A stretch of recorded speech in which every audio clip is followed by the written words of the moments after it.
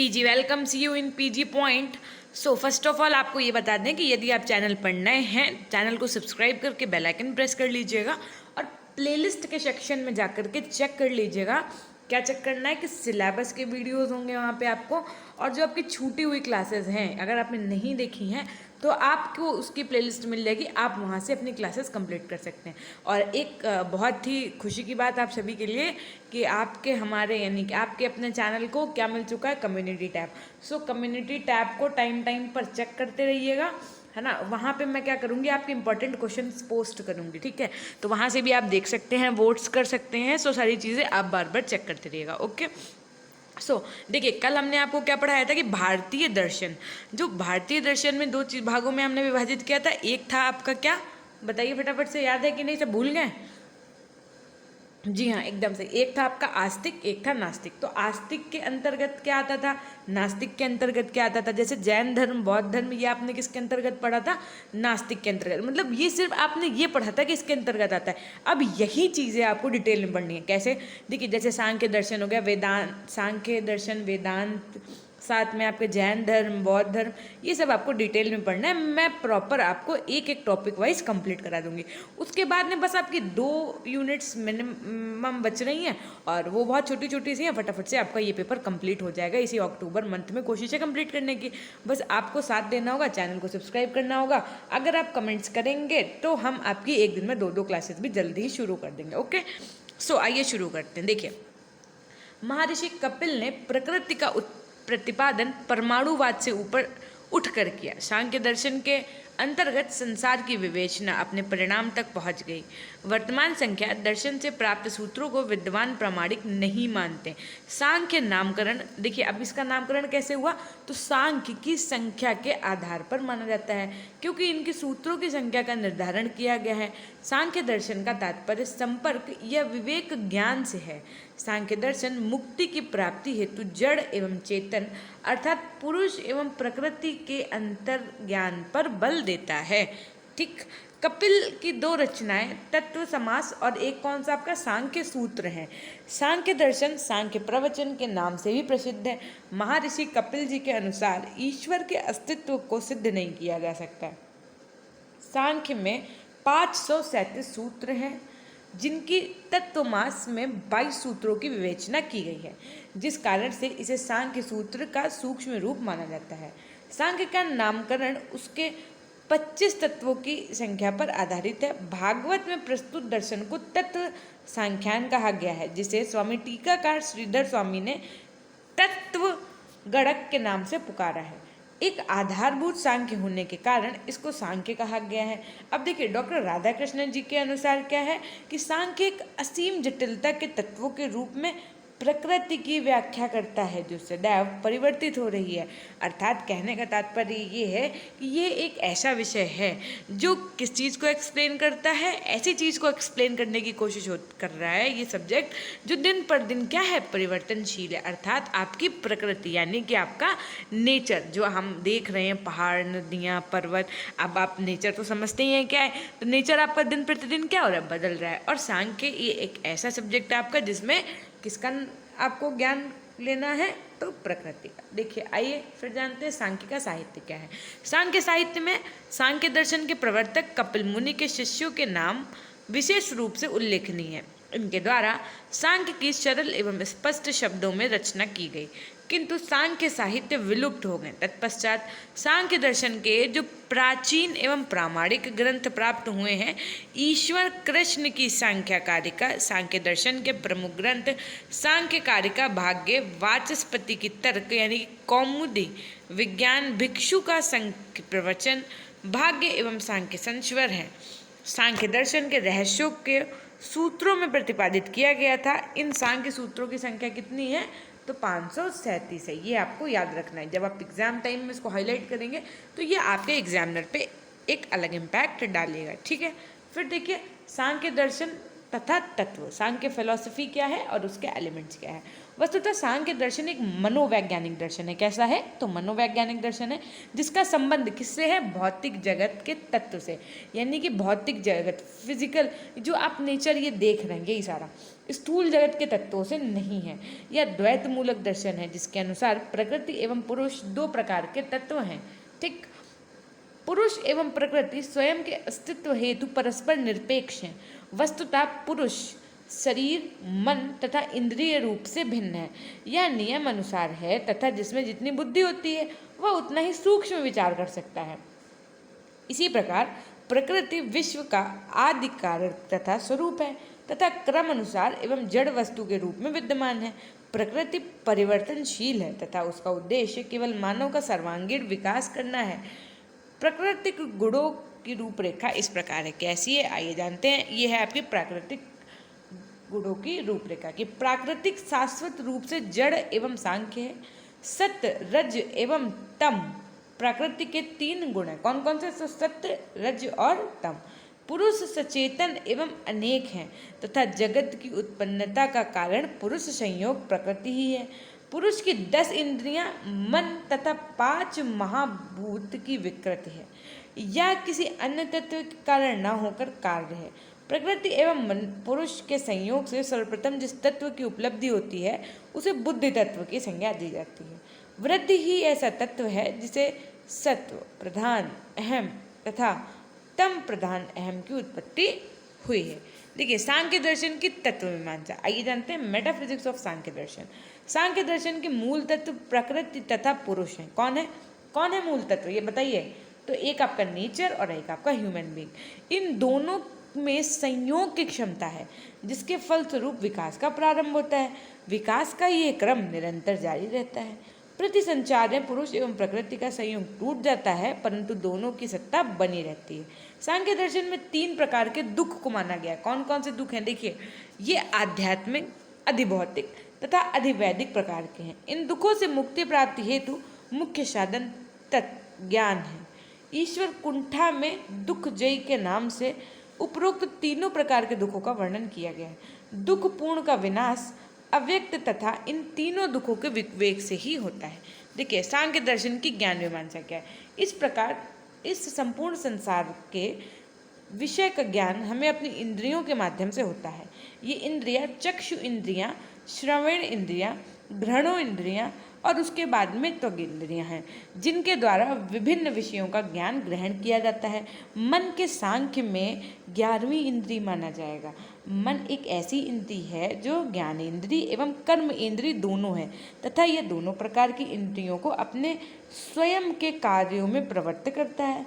सांख्य दर्शन ज्ञान इंद्रिय ज्ञान के साथ साथ यथार्थ ज्ञान की उत्पत्ति को भी मानता है। इंद्रियों से यह ज्ञान, मन से अहंकार, अहंकार से बुद्धि और बुद्धि से पुरुष को प्राप्त होता है। सांख्य के अनुसार पुरुष द्वारा बुद्धि प्रकाशित होती है। यही बुद्धि अहंकार को जागृत करती है। अहंकार से मन क्रियाशील होता है तथा मन इंद्रियों को क्रियाशील करता है। मन, अहंकार तथा बुद्धि सभी प्रकृति निर्मित हैं। अब आप सोचते हो कि मेरा मन कर रहा है, तो ये आपका मन नहीं कर रहा है। आपको गुस्सा आ रहा है, आपको है ना, कहते हैं यार मेरी तो बुद्धि नहीं काम कर रही आज कर, है ना, तो ये आपकी नहीं है, ये किससे? प्रकृति से निर्मित है। अतः ये जड़ है और जड़ में ज्ञान का उदय नहीं हो सकता है। ठीक है, आई बात समझ? सांख्य दर्शन की आचार मीमांसा। अब हम लोग क्या पढ़ेंगे? Axiology of Samkhya philosophy. Samkhya दर्शन के अनुसार दुख 3 प्रकार के हैं। कौन कौन से? एक आध्यात्मिक, एक आपका आधिभौतिक और एक आपका आधिदैविक। तो सबसे पहले जानते हैं आध्यात्मिक दुख क्या है। आध्यात्मिक दुख वह दुख है जो दुख जीव के शरीर या मन में उत्पन्न होता है। उदाहरण स्वरूप देखिए कि शरीर में अतिसार, ज्वर, वेदना आदि की उत्पत्ति शारीरिक दुख है तथा अप्रिय से मिलन आदि आध्यात्मिक अथवा मानसिक दुख है। समझ में आई बात? जैसे आपको फीवर हो गया है ना, आपकी तबीयत खराब हो गई या ऐसी कोई घटना घटित हो गई जो आपके मन को नहीं भाई, अर्थात अप्रिय घटना है। अब आप इतने समझदार हैं, है ना, तो उसे कैसे दुख कहेंगे? आध्यात्मिक दुख कहेंगे। अभी यदि बात कर दी जाए आधिभौमिक दुख की, तो आधिभौतिक दुख की श्रेणी में पशु, पक्षी, वृक्ष आदि भौतिक पदार्थों के कारण उत्पन्न दुख आते हैं। जैसे मार्ग में चलते हुए सर्प का काट लेना, नदी में स्नान करते हुए कछुए का काट लेना आदि। ये सब कैसे हैं? आधिभौमिक दुख। आधिदैविक दुख क्या है? देखिए, आधिदैविक दुख वह दुख है जो किसी दैवीय शक्ति के कुपित होने पर प्राप्त होता है, जैसे ग्रह आदि के विपरीत होने पर अनायास दुर्भाग्य के उदय, है ना। जैसे आपने पढ़ा होगा ना, जैसे आप पंडित जी के पास जाएं, वो बोलते हैं मंगल आपका बृहस्पति में प्रवेश कर रहा है, शनि आपके बहुत खराब है, आपको ये दान करना चाहिए, फलाने कलर के कपड़े पहनने चाहिए। तो ये सारी चीज़ें जो हैं ये आपके किस में अंतर्गत आ जाएंगी? आधिदैविक के अंदर। तो इन सभी तत्वों का ज्ञान कराकर मोक्ष की प्राप्ति करना ही सांख्य शास्त्र का उद्देश्य है। देखिए, एक बात ये कहना चाहूँगी, यदि आप चैनल पर नए हैं तो चैनल को सब्सक्राइब करके बेल आइकन ज़रूर प्रेस कर लीजिएगा, और जो भी आपके डाउट्स हैं आप कमेंट सेक्शन में लिख दीजिएगा, और I will try to give you answers of their questions. Okay, Samkhya दर्शन के सिद्धांत। अब सांख्य दर्शन के सिद्धांत क्या है, आइए जानते हैं। पहला आपका पॉइंट है ज्ञान मीमांसा। ज्ञान का अभिप्राय अनुभवजन्य आत्मा में रूपांतरण लाने की स्थिति से है। पुरुष किसी प्रकार के परिवर्तन को नहीं जानता है, वह केवल आंतरिक अंगों के रूपांतरण को जानता है। सांख्य योग यथार्थवादी है। अब देखिए, यथार्थवादी है ना, ये सब चीज़ें एक अलग पूरा चैप्टर है आपका इसका, वो मैं आपको पूरा पढ़ाऊंगी, ठीक। इसलिए यह केवल ज्ञानात्मक स्थिति में न केवल पुरुष को बल्कि कुछ आंतरिक अंगों के रूपांतरण को सम्मिलित करता है, साथ ही एक उपयुक्त वस्तु को भी शामिल करता है। पुरुष एवं वस्तु में संबंध स्थापित करने वाला आंतरिक अंग ही एक तत्व है। यह अनुमान लगाया जा सकता है कि वह एक ऐसा आकार है जो जानी हुई वस्तु से मिल जाता है। देखिए, वह आकार जिससे वस्तु जानी जाती है उसे वृत्ति कहते हैं। उस वृत्ति ही है जो पुरुष के प्रकाश में प्रकाशमय है। इस प्रकार ना ही अकेली वृत्ति और ना ही अकेला प्रकाश में सिद्धांत प्रत्यक्षीकरण करता है, वरन इन दोनों का सम्मिश्रण है। अब देखिए, प्रत्यक्षीकरण क्या है? तो प्रत्यक्षीकरण का अभिप्राय दो अर्थों में लिया जाता है। कैसे? पहला तो ये वस्तुओं का ज्ञान हमें प्रत्यक्ष रूप में होता है, और दूसरा ज्ञान हमें मन के माध्यम द्वारा प्राप्त होता है। सांख्य दर्शन के अंतर्गत ज्ञान इंद्रिया अनुभविक आत्मा की एक दशा है। इस धारणा के अनुसार यह संभव नहीं है कि उन आकारों का वर्णन किया जा सके जो आंतरिक अंगों तथा वस्तुओं का रूप ले सके। अब देखिए, अनुमान क्या है? अनुमान प्रत्यक्षीकरण पर निर्भर नहीं होता है, क्योंकि ये अनुभवों से परे होता है और तर्क केंद्रित होता है। तर्कपूर्ण अनुमानों पर ही प्रकृति के अस्तित्व का विचार निहित है। शाब्दिक साक्ष्य से अभिप्राय इनका अर्थ शब्द के रूप में दिए जाते हैं। इस यह किसी वस्तु के होने अथवा ना होने के बारे में स्पष्ट करता है। शाब्दिक साक्ष्य के अनुसार यदि अमुक फल मीठा है तो इसका अभिप्राय वह स्वाद में मीठा है, ठीक। अब देखिए, सांख्य दर्शन और शिक्षा की यदि बात की जाए तो सबसे पहले सांख्य दर्शन में शिक्षा संबंधी कोई विशिष्ट विचार व्यक्त नहीं किए गए हैं, परंतु सांख्य दर्शन को दार्शनिक तत्व ज्ञान और मूल मीमांसा में शिक्षा का उद्देश्य, अर्थ, पाठ्यचर्या, शिक्षण विधि एवं अन्य के विषय में ज्ञान प्राप्त होता है। इन विचारों का क्रमबद्ध वर्णन निम्नवत है। पहला आपका शिक्षा का अर्थ। सांख्य दर्शन में शिक्षा को एक ऐसी प्रक्रिया माना गया है जिससे प्रकृति एवं पुरुष में अंतर का ज्ञान प्राप्त हो। क्या मेन आपका क्या है शिक्षा का अर्थ? अगर आप सांख्य दर्शन के परिप्रेक्ष्य में देखेंगे तो इसमें मूलतः आपका प्रकृति और पुरुष यानी नेचर और ह्यूमन बींग्स में डिफरेंस का नॉलेज होता है। सांख्य के सत्कार्यवाद के सिद्धांत में कार्य कारण में पहले से निहित होता है। सांख्य के अनुसार शिक्षा वह है जो मनुष्य को प्रकृति एवं पुरुष के मध्य भेद का सर्वथा ज्ञान कराए। शिक्षा के उद्देश्य आइए जानते हैं। What is the objectives of education?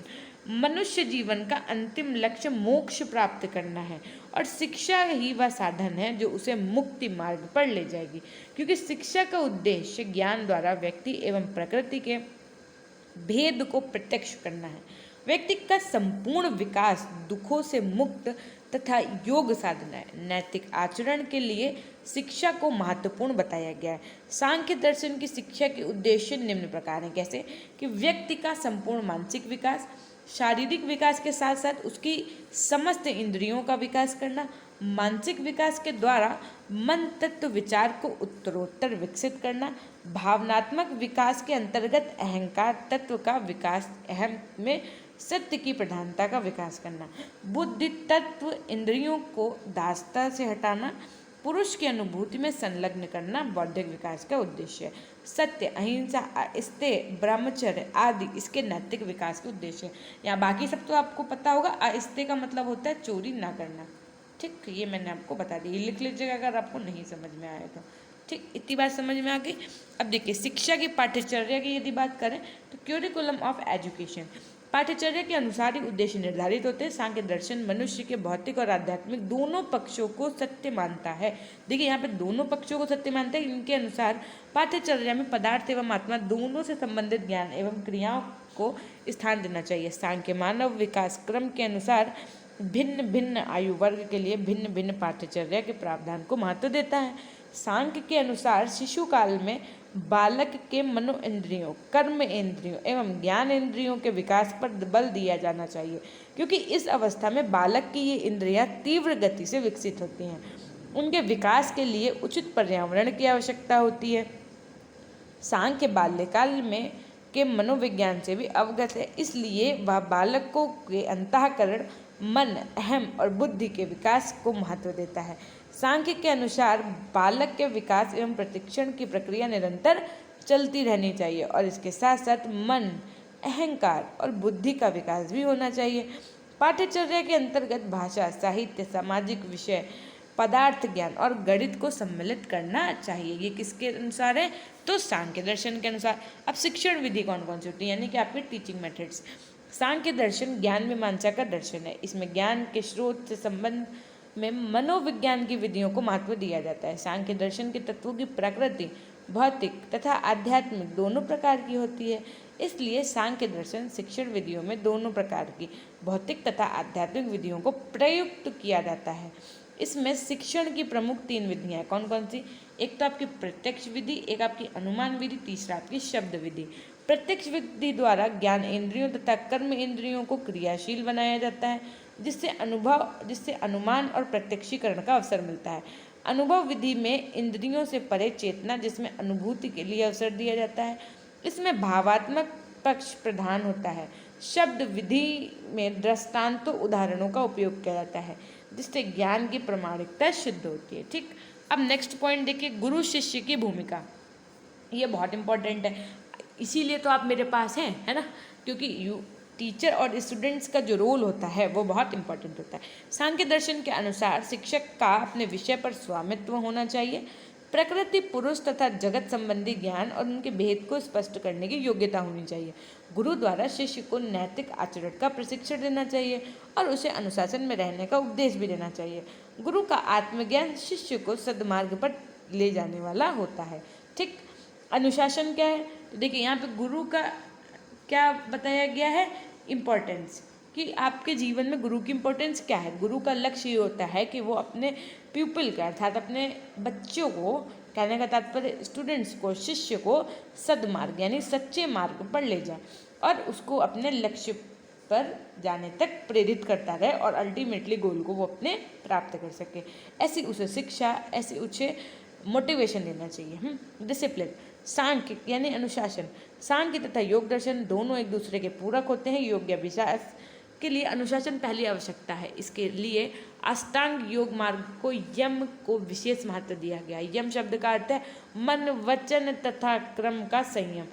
यह अनुशासन का मुख्य लक्षण है। इनमें 5 नियमों यानी नित्य कर्म, संतोष, तप, स्वाध्याय तथा प्राणधान के अनुसरण द्वारा शिष्य अनुशासित रहता है। ये आप अगर अपने जीवन में भी फॉलो करेंगे ना तो आपको अपने गोल तक पहुंचने में बहुत टाइम नहीं लगेगा। ठीक, विद्यालय, स्कूल।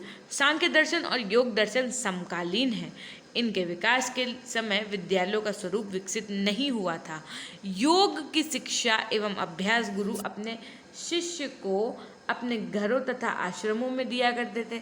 गुरु अपने घरों तथा आश्रमों में ही अष्टांग योग मार्ग के प्रशिक्षण देते थे और अभ्यास के आधार पर उन्हें सिद्धियां प्राप्त करने के लिए प्रोत्साहित करते थे। ठीक, अब आइए पढ़ेंगे हम लोग क्या, मूल्यांकन यानी कि आपका इवैल्यूएशन। सांख्य प्रकृति, जड़ और मनुष्य यानी कि पुरुष चेतन दोनों के स्वतंत्र अस्तित्व को स्वीकार करती है। सांख्य के अनुशासन, शिक्षक और शिक्षार्थ संबंधी विचार भी अति प्राचीन होते हुए भी अति आधुनिक है। शिक्षक और छात्र दोनों को अनुशासन पालन का सांख्य उपदेश किसे मान्य नहीं होगा। शिक्षक को अपने ज्ञान का पंडित होने और प्रमाणों साधनों के प्रयोग में निपुण होने का उपदेश देकर सांख्य ने युग युग के शिक्षकों का मार्गदर्शन किया है। सांख्य व्यक्ति के व्यक्तित्व का आदर करता है। उसकी यह बात आज के लोकतंत्र की आधारशिला है। यह भौतिकवादी एवं अध्यात्मवादी है, दोनों विचारधाराओं के व्यक्तियों को स्वीकार करती है, परंतु अनेकात्मकवाद और निरीश्वरवाद अन्य भारतीय दर्शनों की दृष्टि से आलोचना का विषय है। परंतु कुछ भी हो, ज्ञान एवं तत्व मीमांसा वैज्ञानिक है और मूल्य एवं आचार मीमांसा व्यवहारिक है। ठीक, सो देखिए ये आपका सांख्य दर्शन का टॉपिक होता है complete. If you have any doubts you can ask your questions in the comment section. देखिए अगर आपका कोई क्वेश्चन नहीं है तब भी आप कमेंट सेक्शन में कमेंट जरूर करिएगा। अच्छा आप लोग खुद एक बात बताइए, जब आप अपने स्कूल में टाइम में थे तब आपकी क्लास में जब कोई टीचर जाता था तो आप लोग क्या बोलते थे? थैंक यू सर या थैंक यू मैम, ऐसा करके बोलते थे ना। सो यहाँ पर भी एक तरीके से ये क्या है, आपकी क्लास ही तो है, बस ये ऑनलाइन है, इतना ही तो डिफरेंस है। बाकी टीचर और स्टूडेंट सब कुछ तो वैसे ही है। पढ़ भी आप एकदम सेम तरीके से रहे हैं, मेहनत भी उतनी कर रहे हैं, आप अपना टाइम दे रहे हैं प्रॉपरली। बस आपको यहाँ पे थोड़ी सी सुविधाएं हैं। मान लीजिए आप कोई कार्य कर रहे हैं तो आपने आराम से वीडियो को प्ले करके 2x की स्पीड में लगा के रख लिया, आराम से देख रहे हैं। लेकिन आपको 1 सेकंड का टाइम या 2 सेकंड लिखने में लगेगा थैंक यू या नाइस वीडियो, या आपका कोई क्वेश्चन हो कि मैम यहाँ पे आपने ये बोला था, जैसे सपोज भौतिकवादी, ठीक है, तो मैम इसका मतलब क्या होता है, ठीक है। या आपका कोई और क्वेश्चन हो कि मैम जैसे आपको लगे कि बीएड में कॉपी कैसे लिखनी चाहिए, या बीएड से रिलेटेड कोई जानकारी चाहिए हो कि मैम बीएड तो कर लेंगे, उसके बाद में क्या करना होगा, हमें इस लेवल का शिक्षक बनने के लिए क्या करना होगा, हमें इस सब्जेक्ट का शिक्षक बनने के लिए क्या करना होगा। ऐसे भी यदि आपके कोई डाउट्स हैं तो आप तब भी लिख सकते हैं, मैं उस पर आपको एक अल्टीमेट वीडियो बना के प्रेषित कर दूंगी, ठीक है। सो ये आपकी रिस्पॉन्सिबिलिटी है। अब एक ये आवश्यक सूचना कि आप हमारे टेलीग्राम ग्रुप से ज्वाइन कर सकते हैं, इसका लिंक आपको डिस्क्रिप्शन बॉक्स और कमेंट सेक्शन में मिल जाएगा, ठीक है। यदि आप नए हैं तो आपको पता है चैनल सब्सक्राइब करना है, और पुराने हैं तो शेयर करना है, ठीक है। और ये अपनी क्लास का कोटेशन रहा है, हमेशा खुश रहिए, मुस्कुराते रहिए, कभी अपने लिए तो कभी अपनों के लिए। Till then take care, bye bye, सबका ध्यान रखिए, अपना भी ध्यान रखिए।